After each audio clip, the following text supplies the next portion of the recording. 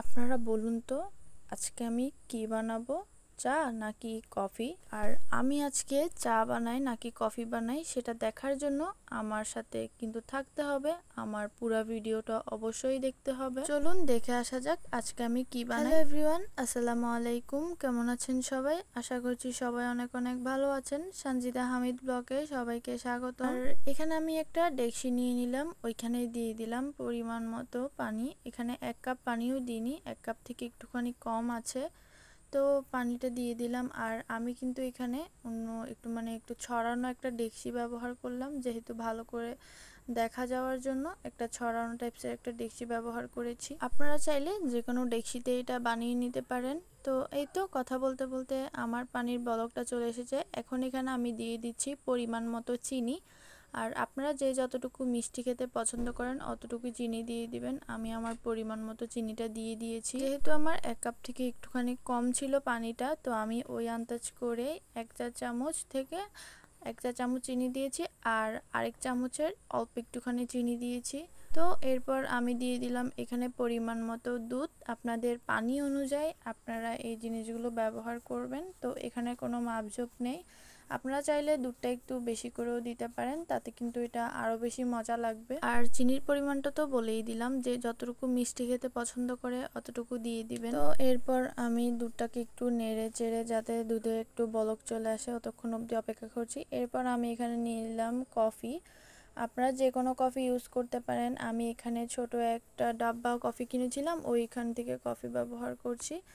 এখানে অল্প একটুখানি কফি দিয়ে দিলাম। আর এটা কিন্তু আমি অনেকটা ঘন করব কফিটা দেওয়ার পরে, যেহেতু দুধ দিয়েছি এখনও বলক আসেনি। তো এখন আমি এটাকে একটুখানি ঘন করে নিব নেড়ে চেড়ে, যাতে এটা বলক চলে আসে। তো এটা বলক আস্তে আস্তে অপেক্ষা করি। এই তো এখানে বলকও চলে এসেছে, দুধটা অনেকটা ঘনিয়ে এসেছে। এবার আমি এখানে দিয়ে দিচ্ছি চা পাতা। আর আমি এখানে পরিমাণ মতনই চা পাতা দিয়েছি, আপনারা আপনাদের পরিমাণ মতো আন্দাজ করে চা পাতাটা দিবেন। আরেকটা কথা বলি, এখানে চুলার আঁচটা কিন্তু একেবারে লোতে দিয়ে রাখবেন, তো এটা হবে আস্তে আস্তে বলক উঠবে আর এটা ঘন হতে থাকবে। খেতেও কিন্তু অনেক বেশি মজা হবে এটা। আর এখানে আপনারা চাইলে একটুখানি হরলিক্স দিতে পারেন, অথবা এখানে একটা এলাচ দিতে পারেন, তাহলে কিন্তু এর একটা ফ্লেভার আসবে। আমি তেমন কিছুই দিই নাই এখানে, জাস্ট এই 4টা উপকরণ দিয়েই কিন্তু আজকের এই জিনিসটা আমি তৈরি করেছি। তো আজকে আমি এটা কি বানিয়েছি আপনারা কিন্তু অবশ্যই অবশ্যই কমেন্ট করে জানাবেন। এটা আমি প্রতিদিন বানাই না, এটা আমি হয় কি মাঝে মধ্যে বানাই এমন করে। তো এটা আমার কাছে খেতে অনেক বেশি মজা লাগে। আপনারা আমার ভিডিওতে দেখে এভাবে কিন্তু অবশ্যই অবশ্যই ট্রাই করবেন। এটা ছিল চা, আর মানে হচ্ছে চায়ের সাথে আমি একটু কফিটা মিক্স করলাম এমনভাবে। অনেকে দেখা যায় চা বানানোর শেষে অল্প একটুখানি কফি ব্যবহার করে, ওইটাও করা যায়, কিন্তু আমি একটু অন্যরকম টাইপসের করে বানালাম, যে কফিটা আগে দিয়ে দিলাম, এরপর হচ্ছে চা পাতিটা দিলাম, এইভাবে চাটা বানিয়ে নিলাম। আর এটাও কিন্তু খেতে বেশ অনেকটাই মজা হয়েছিল। এটা আমি মিল্ক বিস্কুট দিয়ে খাই, যেহেতু মিল্ক বিস্কুটটার তেমন কোনো চিনি নেই, খুবই কম চিনির পরিমাণটা মিল্ক বিস্কুটে। তো এটা আমি মিল্ক বিস্কুট দিয়ে ভিজিয়ে খাই, তো আমার কাছে অনেক বেশি মজা লাগে। আপনারা কিন্তু বাসায় আমার ভিডিও দেখে অবশ্যই অবশ্যই একবার হলেও ট্রাই করবেন।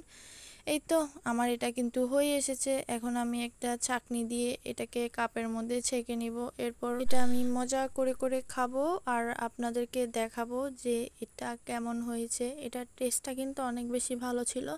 দেখুন এখানে কিন্তু আমি অনেক পরিমাণের পানি দিয়েছিলাম, কিন্তু এটা যখন হওয়ার পরে পানির পরিমাণটা কমে গেছে, যেহেতু আমি এটাকে অনেক বেশি ঘন করেছিলাম। চায়ের যে পারফেক্ট একটা কালার, ওই কালারটাই কিন্তু এখানে এসেছে। আর আমার ভিডিওগুলো যারা যারা নতুন দেখছেন তারা কিন্তু অবশ্যই আমার চ্যানেলটা সাবস্ক্রাইব করে রাখবেন, তাহলে কিন্তু আমার নতুন নতুন ভিডিওগুলো আপনারা অবশ্যই দেখতে পাবেন। আমি কিন্তু প্রতিদিন 2টা ভিডিও ছাড়ি, একটা হচ্ছে সকাল 9টার পরে এবং আরেকটা হচ্ছে সন্ধ্যা 6টার পরে। দেখা হচ্ছে নেক্সট একটি ভিডিওতে। আল্লাহ হাফেজ।